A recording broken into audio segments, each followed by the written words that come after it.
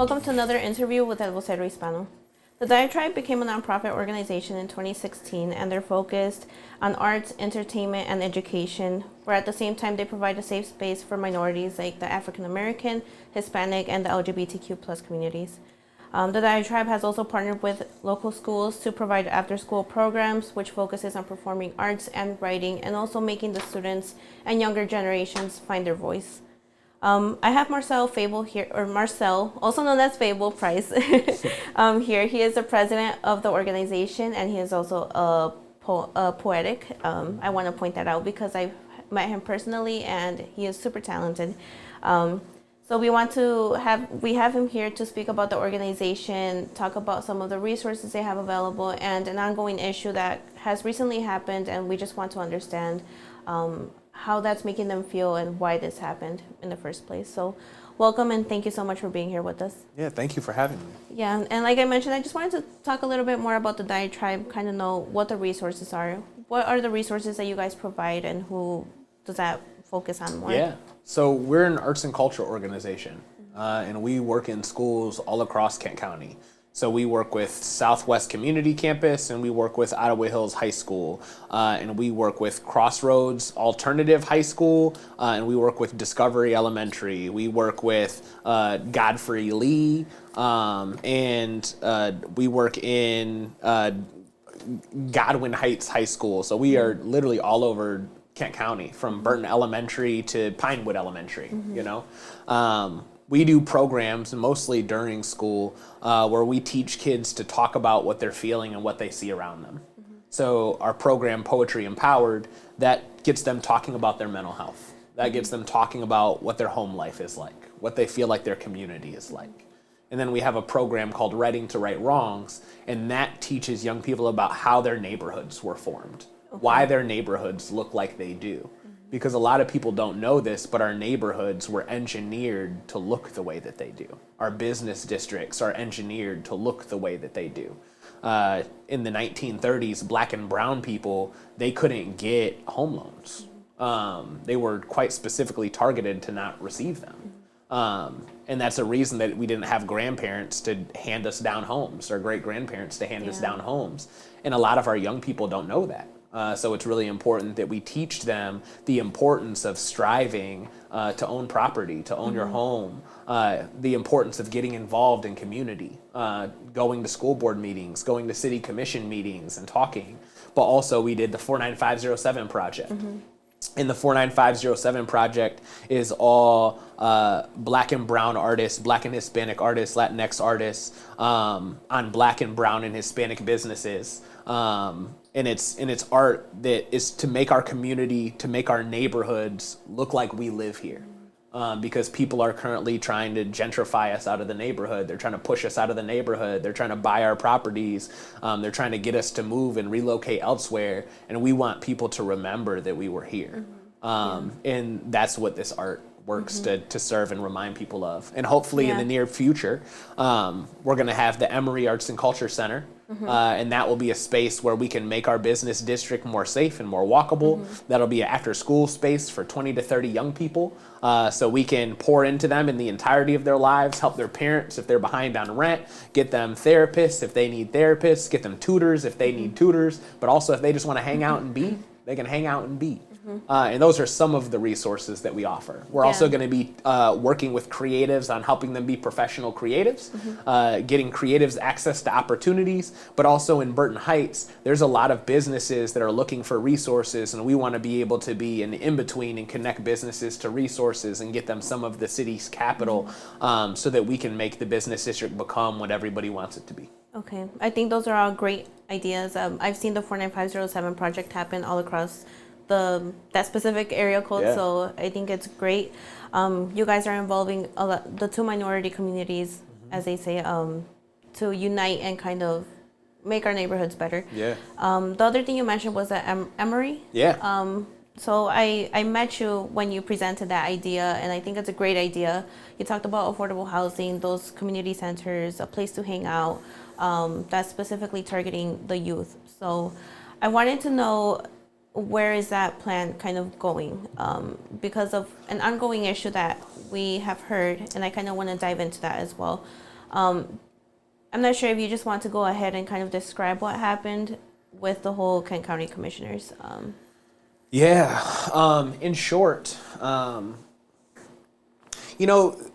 politicians, people here, they try to teach people, or they try to tell people, get involved. Just get involved. You can change things. And that's what we did. We got involved. We tried to learn how all these systems work. And we learned to play by the rules better than a lot of people. We are an organization that started and began here. We're not people who went to school for this, that went to college for this. Like we just learned to make it and do it all ourselves. And we came up with this idea for this space that has truly affordable housing on the upstairs, and this space that has economic business fronts, hyper affordable retail spaces for entrepreneurs, a place that has a space for young people to be able to hang out, and a place in the basement that's going to be a place for all ages shows that the community can rent out, that the community can do events in. And we submitted this idea to Kent County for these dollars called ARPA dollars. And these dollars are supposed to go to the communities that are most disproportionately impacted by COVID. And that is the Black and Hispanic community, the Latinx community. And our neighborhood was hit hard, Yeah, I know many businesses were closing. Some were attempting to save their businesses and they just couldn't. There's a lot of, I personally have heard that Hispanic businesses didn't know how to receive their grants or how to even go about that. So, and you mentioned the ARPA. I just wanted to clarify that the ARPA is the American Rescue Plan Act. That was just a large amount of money that could have been given to different organizations and businesses out there that needed help during the pandemic. So, and when we put our hat in the ring for that money, we passed every single step of their process. They had a 3-step process. But only here can you be Black and brown and pass every single one of someone's tests and still fail. And that's what happened to us. And it felt suspicious. Like, how could we pass everything? Like, our project was ranked number 12 overall. How did we go from being ranked number 12 to nothing? And you told me there was a large number of other businesses kind of throwing their proposals in there. I can't remember there the was number. 300, over 300 applicants. So there was a lot of people. You guys were the top 12. And we were in the top 12. And we got nothing. And it turns out that a reporter did a Freedom of Information Act request, a FOIA. And that's where you can look at county commissioners' texts and emails. And they said very specifically in those emails, anyone but the diatribe. We need to find other Black and brown people to give the money to, just anybody besides them. We think that they're Black Lives Matter. We think that they are defund the police. We think they're the type of people who bring drag queens into classrooms. That's what they thought about us, They're too radical. And they worked really hard to make sure that they found people who they felt comfortable with to give that money to. But it's not about their comfort. It's about what isn't being done in our communities. It's about what isn't being done in our neighborhoods. It's about what needs to be done. It's about coming up with ideas and not just doing the same old things, because the same old things have got us to where we're at. And we need to be inventive, and we need to create things that are new and exciting. Our neighborhood, Burton's Heights, it's dangerous in the sense of how fast the cars are moving down the street, how often cars run into businesses. Like, kids leave Hope Academy, they leave Brookside, they leave Dickinson, and they're walking down Division. It's dangerous. Like, they need to slow down traffic. Like, the people who live in this community deserve the community to be better.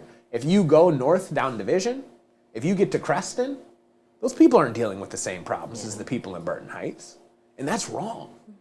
And the only way that we'll bring a light to that is to get people to look at it, to have the investment, to rally people to come together. Like that's what needs to be done. We need to bring power to people. And that's the only way that we can change that. And the way that we need to change that is we need to do that collectively. And a lot of people refer to Black and brown people as minorities, but we're the global majority, right? We might be the U.S. minority, But when we start putting numbers together and doing that to vote for city commission and county commission, and doing that for people who care about the people, like that's how we create change. Yeah. Yeah. Yeah, and you mentioned that that reporter tried, or they got the FOIA, so they basically were able to see the text messages and emails, their conversations. Yeah. And I read the article, and I did see something that said, in the summary, it was basically trying to find a connection from the diatribe and the Black Lives Matter, the diatribe and defund the police. Mm-hmm. Why do you think they were trying to find that connection from you guys? I feel like because they feel like we're radical, you know. They feel we are like hyper leftist. When number one, we don't talk to kids about our political views. We let kids talk to us about what they see. If kids are seeing people get murdered on the news, that's what kids are talking about. If kids are talking about, hey, my neighborhood doesn't look like the kids we play in football or soccer, that's what they're talking about. Why does East Grand Rapids look so different than my school? Right? That's what they're talking about. Why does our lunch look like this? I don't even want to eat my lunch, but that's where I get 3 meals a day. That's what they're talking about. And we tell kids to talk about it. We tell kids to teach them, like we teach them to go to the school board, to go to the city commission. And then they speak out, and then people think that we're like activists. Mm-hmm. And it's like, no, we're doing what you're supposed to do. Like, this is democracy. This is how it's set up, right? And then because of that, they think that we're defund the police, right? And am I somebody who agrees in licenses for all? Yes. Am I somebody who agrees that Black and brown lives matter? Yes. But am I backing the Black Lives Matter movement? No. Right? Mm-hmm. I haven't seen Black Lives Matter invest in my neighborhood. You know? That's not how I align. Mm-hmm. Right? I align with what's best for people. Mm-hmm. You know? Am I somebody who looks at organizations like the Rainbow Coalition in the 70s? Fred Hampton worked with Jose Jimenez, and they made the Rainbow Coalition, right? They brought Black and brown people together to work for Black and brown liberation. Am I somebody who believes in liberation? Yes. Am I somebody who believes that we can collectively bring power to people? Yes. But does that mean that I'm the people that they think I am? No. I don't have those values. Yeah, and the thing is that they were trying to target the whole organization as a whole. Right. And I have your mission right here, and I want to read it. It's the diatribe uses restorative art to disrupt historical systems of oppression by reimagining education, holistically honoring the community through our approach to our work, and creating an unapologetic vision for liberation that is accessible to all. Mm-hmm. So how or why would the Kent County Commissioners kind of make that connection from everything that was going on the past few years with an organization that's trying to help youth find their voices in the short? Yeah, I think language means a lot to people. And I think sometimes when people think liberation, that might make one group feel one certain way and might make another group feel a different way. Yeah. What liberation means to somebody in Burton Heights might not mean the same thing to liberation to somebody who lives in Rockford, right?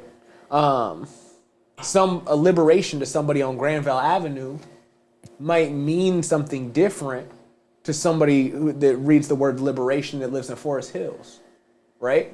But that's not me. That's not me making them feel that way, right? That's their understanding, and that's not for me to control, you know. I think that a lot of times they want people who will just play along, you know. They want people who have a track record of obeying the rules, and that's not who we are. We want difference. Like, we want a change for people. Like, there's no reason that for 80 years that we should have the same issues that we've been having. Yeah. There's no reason that our schools look like they do, and then you go to other parts of town and they have great auditoriums and great PA systems, you know, and they have all these after-school activities. Like, there's no reason that our neighborhood shouldn't be built the same way as everyone else's neighborhoods. Yeah. Like, there's no reason. And the grant that you guys would have gotten wasn't just any amount. It was $2 million. We're talking a lot of money. And you said, and it was shown that the diatribe rated super high. You said it was like almost one of as the high best. as you can get. Yeah. Yeah. So there's just no reason or no explanation of why you guys didn't get that money. Right. And I think the scary part is like, this isn't new, but now we can prove it. Yeah. Like Latinx folks and black folks and brown folks, they've been trying to change things for a long time. But if they make people feel uncomfortable, then they start to get forced away from being able to have access to opportunity. Yeah. And this is about way more than us, right? This isn't about the diatribe not receiving money. This is about, if it happens to us, it's going to continue to happen to other people. If other people make them feel uncomfortable, then they're going to continue to be held away from resources. And that's wrong. Yeah. How does this whole decision make you feel? I think at first it made me feel sad because I started to believe that, like, people always say you got to go inside the system to change the system. And we climb deep in it. And we can still get held away. Yeah. And then I started to feel, angry because it was not surprising. But then they started to say things like, oh, there was 300 proposals. A lot of people didn't get funding. They made me believe that, there was a lot of tough ones. When really, no, you targeted us to not get funding. The emails and texts show it, right? You intentionally were like, not them. And there was other organizations that did great. Places like the Hispanic Chamber did great, right? But if you have a history of like pushing back and being radical for your people, like, you can get held accountable in their eyes financially from being able to serve the people that you serve. And if you serve black and brown folks, if you serve black folks, Latinx folks, queer folks, people are going to be like, whoa, like, that's radical. When it's not radical, it's just. Yeah. Yeah. The other thing I wanted to touch on is that even though the diatribe didn't get money, other African American organizations did. But based on the messages and the emails that we're seeing, it kind of seemed like it was on purpose to choose other organizations. Like, we can't look racist if we give black folks and brown folks money, right? But that's not the case. And it makes it even worse because, like, this is fact. The Hispanic Center put in an amazing proposal to make a Hispanic CDFI. They got granted $2 million to make a Hispanic CDFI. They said, man, we don't want to fund the diatribe. What else can we fund this black? They're like, well, we don't have a black CDFI. How about we give money to the Urban League to start a black CDFI? I said, okay. And now the Urban League has $4 million to start their CDFI. And the Hispanic Center got $2 million for their CDFI. So then you're spending money to not look racist, but then you're just creating something that somebody else had the brilliant idea for and had been putting in all the effort for. Again, you're not looking any less racist, right? You're not just honoring the ideas that came in and giving people the capacity to do it. Now you're overcompensating for ideas that weren't even suggested versus ideas that were. And that's not fair. like it's, and again, I'm happy for all the people that got money. I'm happy that we can make people feel so uncomfortable that $6 million can go to black and brown people. Great. At the end of the day, great, But again, the fact that people aren't being shown that you can radically stand for what you believe and for your people and do all the right things and still be rewarded, that you can be punished, that's a scary thought. And that's what makes a lot of people feel that West Michigan isn't for black and brown people. It's because you can do everything right and still be punished. Yeah. And I think it was upsetting. I've seen your ideas, I've heard of your ideas, and they were all great. It's investing in the community, in our community. Yeah. So I personally don't understand what happened there. And it's kind of like how you said, it's not about the money, it's just about what would have came after that. So I wanted to ask so you guys didn't get the money, and okay, like we basically just have to see what we can do at this point. What are the plans, or what are the next plans, even though you didn't expect or hope to get that money, if that makes sense? Yeah. So this project is going to take $6 million. And part of that is staff costs. But again, in the next few years, we're going to have like close to 10 full-time positions here. And these are full-time, well-paying positions with great benefits, unlimited PTO. Our entire staff is going to be comprised of Black and Hispanic folks and queer folks. Like, again, our organization is a mirror of the people that we serve. A majority of our contractors, the muralists, the business owners that we work with, the photographers, the videographers, are all Black and Latinx folks and queer folks. That's where all of the money goes. We're hyper intentional with where all of the money goes. This is going to be a lever for so much more for years, right? Continuing to pour into this talent, invest into this talent. And your question around like the what's next, we double down and continue to do the work. Right now, we've raised $1.7 million. Okay. So we need like another 4.3 to get there. We hope that all of the people listening to this will reach out to their county commissioners and go, what's going on with this diatribe project? Are you in favor of it? Did you vote against this?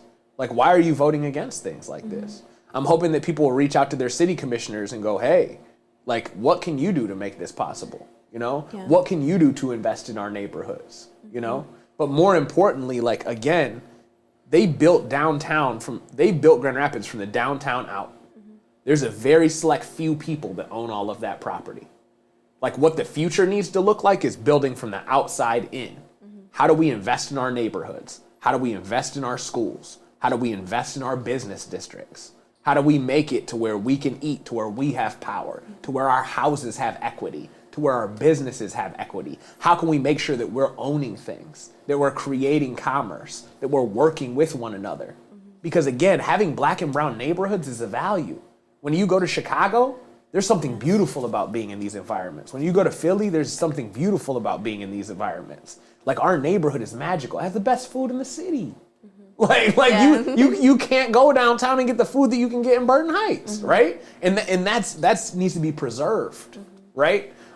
We need to be doing shows and events, and then to have people be able to go to all of these spots. Like, it needs to become a destination. It needs to be something that our kids can grow up and see and understand that they can do anything they want there, that they don't need to move to do whatever they want.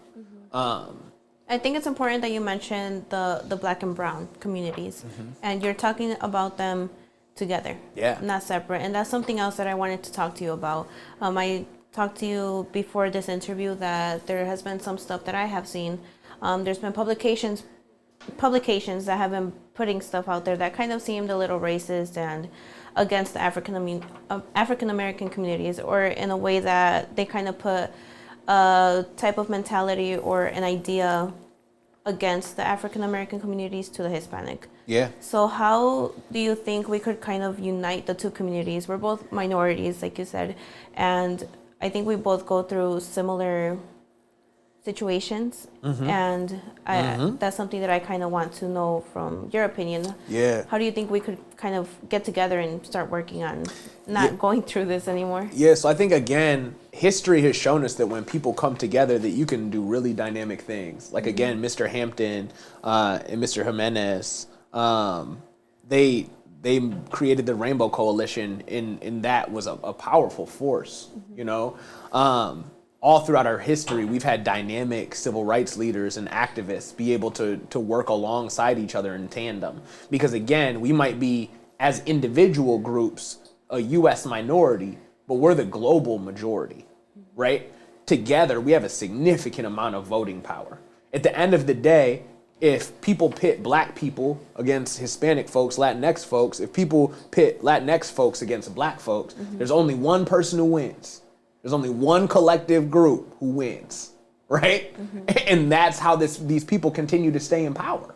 Yeah. Our voting power together, the power of our dollars together, we're talking a significantly different force. If you think about all of the different Latinx churches, all the different black churches, if you think about all the different Latinx nonprofit organizations, all these different black nonprofit organizations, the amount of black and Hispanic artists and DJs, the amount of word of mouth that you can garner, that you can spread, like the amount of people you can bring to an area, like it's shown that it's been done. From block parties to festivals to mixers and galas to church congregations on Sundays. Like we've shown we can move people. And I think it's really important that people pay attention to who's trying to be divisive, because they're likely being paid to be divisive to align with a certain agenda, especially around political time. Wait, why are these people trying to divide people? Why are these people trying to make their votes less? Who's paying them? Where is that money coming from? Why would somebody pay them to do that?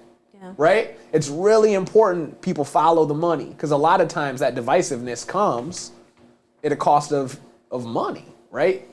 People are being influenced to do that. And I think that it's really important people pay attention to that, but it's more important people remember that, again, together we're the majority, right? Together we are numbers that are meant to be reckoned with. Yeah. And again, it's all of our kids. Right? It's all of our elders, right? All of these people know the same fights. All of these people know the same discrimination. All of these people are used to going to schools that have very horrible outcomes. When you look at the outcomes for little black kids and little Latinx kids, and when at graduation rates, like reading scores, like how our schools are failing our kids, we're talking like percent differences. Like it's still failing us more than everyone else. So if we're wasting time arguing with one another, being pitted against one another, again, who's winning? Yeah. Yeah. Well, I appreciate your opinions and your thoughts, and I appreciate the work that you have been putting in for our youth. I think that's the start. That's where, the future will change, because it's targeting them. They're the ones growing. We're the ones kind of getting, a little bit older and getting out of the way, but they're the new generation that's going to end up being in our positions and hopefully in a better position than we are. Yeah. So I appreciate that. I'm not sure if there's anything else that you want to let the community know. Anything? Yeah. Just continue to get informed. A lot of people don't know this, but like every year when it comes to local elections, people act like the president is the end-all, be-all. But our county commissioners, our city commissioners, these local elections mean more than anything. Because at the end of the day, all of these people, they really just like vote yes or no on where money goes. And if people get put in these positions that care about our neighborhoods, that care about our people, not just the nonprofits, not just the churches, but our people, our kids, our schools, our businesses, if we get people in those positions, that's how we move the needle, right? So it's important that people get active, right? It can get disheartening voting on elections and seeing somebody lose, or constantly feeling like when it comes to the president, it doesn't change anything because your quality of life doesn't change. But when it comes to local elections, it matters. They change by 100 votes, by 200 votes, 500 votes will sway an election. Yeah. So where, again, we have a significant amount of power.